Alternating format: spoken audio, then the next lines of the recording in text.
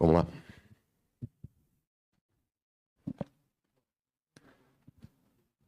Lucas, boa noite. Guilherme Pradella, da Rádio CBN. Queria que você falasse sobre o desempenho da equipe hoje. 3 gols, fazia muito tempo que o time não conseguia ter tanta eficiência assim, né, nas chances criadas. E que tipo de sentimento que vocês saem com relação a essa quebra de sequência de jogos sem vencer no Campeonato Brasileiro? Conseguiu fazer uma boa partida ganhando em casa agora. Boa noite, Guilherme. Boa noite a todos. Primeiramente, parabenizar o trabalho e a equipe do Mirassol, né? Não à toa, no início da rodada, era a 5ª colocada do campeonato.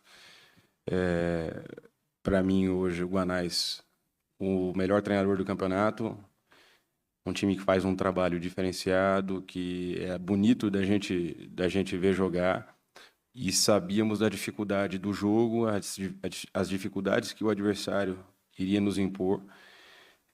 Fomos alertados durante toda a semana, o professor falou muito sobre isso. Logo depois do jogo no Internacional, a gente já iniciou a preparação, iniciou a recuperação dos atletas. Trocamos 5 atletas para a partida de hoje, porque o desgaste foi enorme no jogo da quarta-feira. A gente vem numa sequência de 3 jogos em 6 dias. Então, hoje o que a gente apresentou foi um jogo um pouco diferente do que foram as partidas contra Flamengo e Internacional. Contra Flamengo e Internacional, principalmente o primeiro tempo contra o Flamengo e o jogo todo contra o Internacional, nosso time foi um time muito agressivo sem a bola, e com a bola a gente conseguiu jogar, conseguiu envolver o Flamengo em muitos momentos. Contra o Internacional a gente pouco sofreu no jogo, e hoje foi um jogo um pouco diferente, um jogo que a gente não teve a bola desde o princípio. Um time muito bem treinado para isso, que sai jogando desde trás. Nós evitamos em muitos momentos o salto no Walter, porque era o desequilíbrio que causava na nossa marcação. Então a gente precisava primeiro estar organizado, preparado para fazer os movimentos de salto de pressão ali no Walter, para que aí sim a gente evitasse com que eles achassem terceiro homem, porque é um time que tem uma coragem muito grande para jogar, está com uma confiança absurda para poder fazer todos os movimentos. Então a gente sabia que a gente precisava encaixar muito bem a nossa marcação para poder fazer os movimentos de pressão. Sofremos um pouco no início da partida, a partir do momento, principalmente do gol, o jogo dá uma assentada, e aí na parte final, novamente, o adversário, na parte final do primeiro tempo, ele passa a prevalecer dentro do jogo. Tivemos que alterar taticamente naquele momento, fiz o que era o mais simples para o momento, 2 linhas de 4, com o Yuri e Gui um pouco mais à frente ali, para depois, no intervalo, fazer as correções. Depois disso, a gente voltou de uma outra maneira, voltou num 4-1-3-2, e no final do jogo, após o segundo gol, para poder defender um pouco mais as nossas amplitudes, nós voltamos para a linha de 5, que era como a gente tinha iniciado o jogo. Voltamos para a linha de 5 com 3 homens por dentro, com o Memphis e Yuri um pouco mais à frente. E acabou dando essa sustentação para a equipe. A gente defendeu muito bem durante principalmente o segundo tempo. A gente conseguiu defender muito bem, e mais que isso, a efetividade na hora de atacar.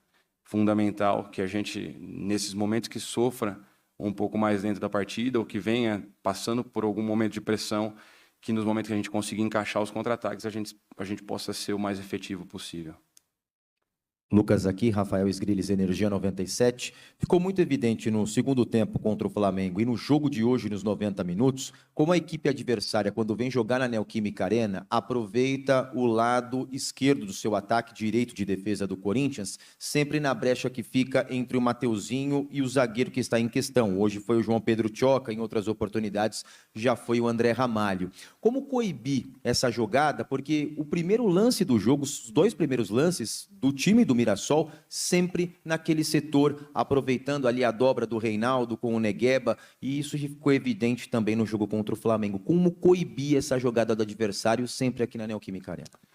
Bem, o Guanais ele inicia com o Negueba um pouco mais aberto. E aí o Reinaldo, estando um pouco mais baixo, ele gerou uma dificuldade muito grande para Mateuzinho e Tchoca de poderem fazer a subida do Mateuzinho e a rodagem da nossa linha. Então, esse movimento acabou nos gerando um pouco de dificuldade no princípio. Após isso, a gente conseguiu ajustar com o Mateuzinho já agredindo o homem da frente e não se preocupando tanto com o homem de trás. Então, nós definimos que o Tchoca faria esse movimento lateral e a gente traria a nossa linha um pouco mais para o lado.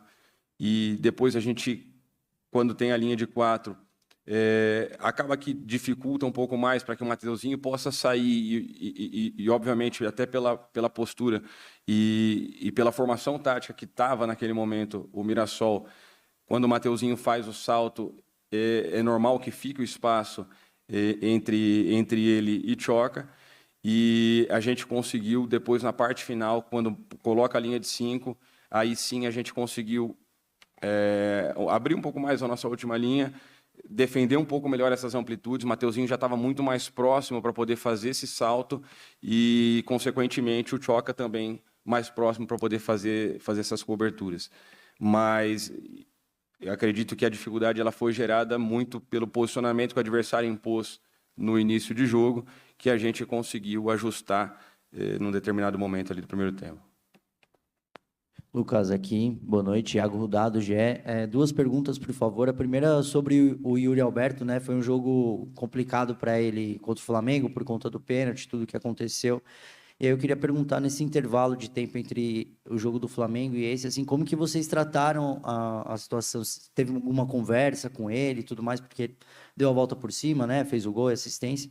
E outra, agora que o Corinthians quebrou esse tabu de 7 jogos sem vencer aqui, qual que foi o diagnóstico que vocês da comissão fizeram, assim, o que estava acontecendo que o Corinthians não estava performando tão bem, ou não necessariamente a performance, né, mas o resultado em si? Obrigado. Vou começar pela segunda. Eu acredito que não seja a performance. A performance a gente vinha tendo. O que a gente não estava conseguindo era encaixar os resultados. E, em determinado momento, a gente em vantagem no placar e não conseguia definir a partida.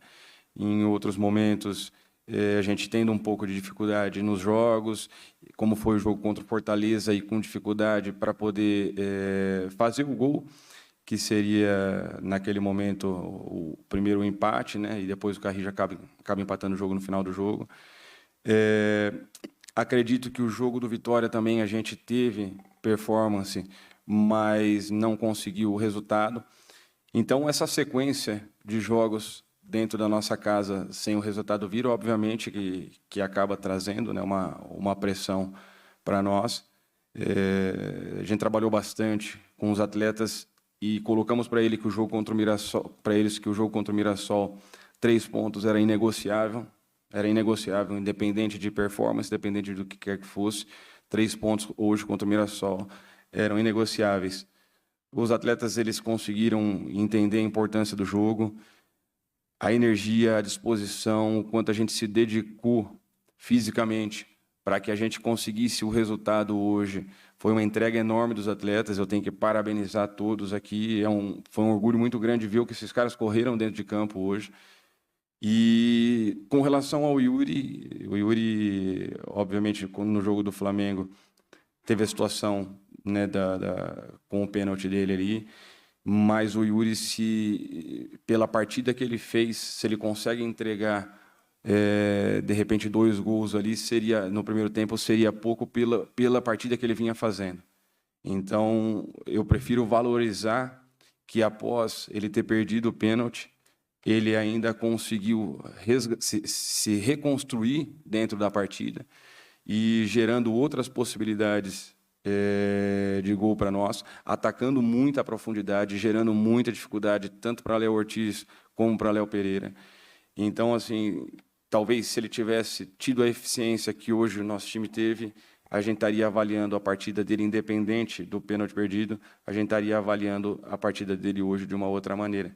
Então, internamente, a gente conversou bastante com ele, como a gente conversa com todos os atletas, para que ele tivesse cabeça boa, que logo na frente aí teriam outras oportunidades para que ele se redimisse do acontecido ali.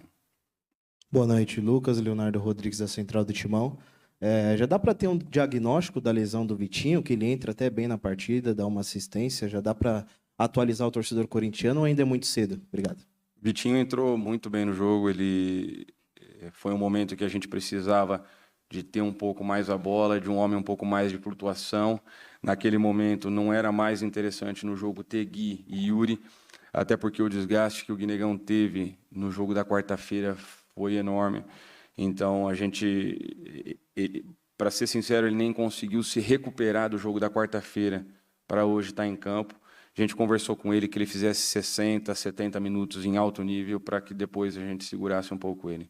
E foi bem o momento que a gente precisava de um homem um pouco mais de flutuação para tentar ter um pouco mais a bola. O Vitinho entra muito bem no jogo, ajudando bastante, não só marcando por dentro, como depois eu coloco ele pelo lado e ele dá uma resposta muito boa. Infelizmente, aconteceu a saída dele, ainda... Sinceramente, não tenho nenhuma informação, não sei nem o que aconteceu ainda com ele. Acredito que amanhã o doutor deva fazer os exames e nos posicione para a gente poder ter uma ideia do que foi ocorrido. Lucas, Henrique Vigliotti, da Rádio Crack Neto. Lucas, eu queria que você falasse um pouco sobre a situação do Thales Magno, que fica de fora hoje da lista de relacionados, porque na semana passada, no jogo contra o Flamengo, o Dorival chega a falar que ele estava sendo escalado porque ele estava treinando bem. Então, gostaria de perguntar o que acontece de uma semana para cá, para que de treinando bem e utilizado em todos os jogos, para não relacionado no jogo de hoje. O Thales, depois da última partida dele, obviamente todos nós somos seres humanos, ele sentiu um pouquinho, o nível de treinamento dele essa semana não foi o mesmo.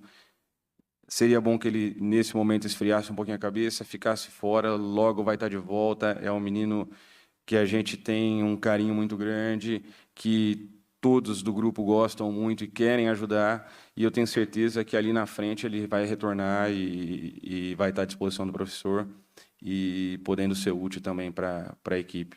Foi só uma situação para esse jogo e a gente dá esse respiro para ele e logo ele está de volta. Lucas, boa noite. Lucas Belotti, da Rádio Band News FM. O próprio Dorival, em algumas entrevistas anteriores, tinha falado sobre o Breno Bidon, né, que não enxergava como um volante, se como um jogador de meio.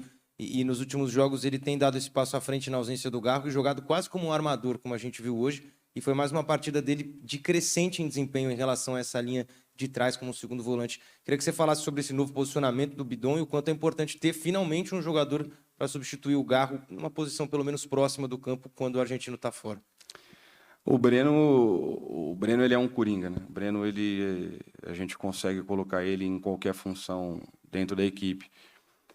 Em alguns momentos ele joga pelo lado direito, em outros pelo lado esquerdo, é um pouco mais avançado. A gente baixa ele para poder fazer a saída, às vezes 3-2, 3-1.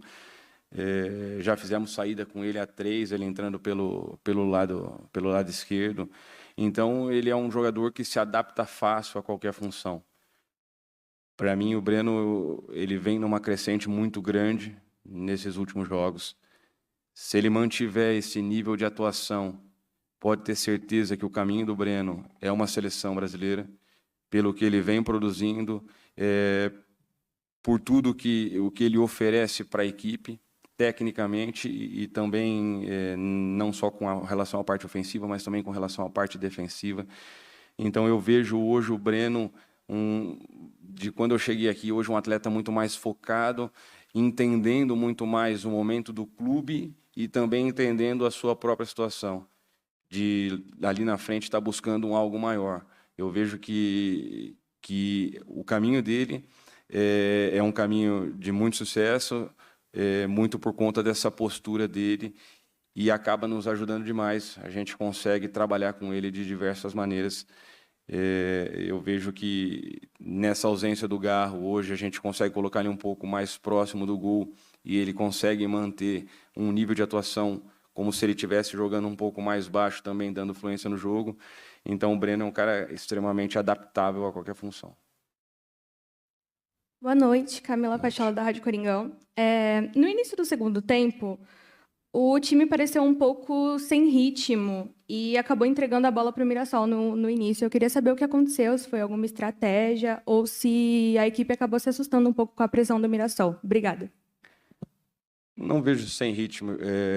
A gente teve momentos no jogo, pela capacidade, pela qualidade do adversário. Como eu falei no início, não à toa é o 5º colocado do campeonato. Uma equipe que joga desde o seu goleiro, uma equipe que dificulta muito com que o adversário faça pressão, que joga praticamente sempre. Então, o Mirassol dificulta muito com que o adversário pressione ele. Então, era lógico que em algum momento do jogo a gente cederia a posse para eles. Falando em números, o Mirassol é a 19ª equipe em passes longos no campeonato, ou seja, é uma equipe que só tem passe curto. Eles jogam desde trás. Então, era um adversário que iria nos impor uma dificuldade muito grande. Nós sabíamos disso e sabíamos que a gente precisaria, em muitos momentos, nos recolher um pouco mais para deixar o adversário com a bola e poder transitar. E foram assim que aconteceram os nossos gols. Então, não só por conta da estratégia do jogo, mas também pela qualidade do adversário, acaba que você se coloca um pouco mais nessa condição. Lucas, boa noite. Gabriel Braga, do Timão. Hoje nós vimos a volta de Memphis Depay, uma atualização da situação dele e se vocês internamente avaliam que ele pode estar disponível após a data FIFA no jogo contra o Santos no Clássico. Obrigado.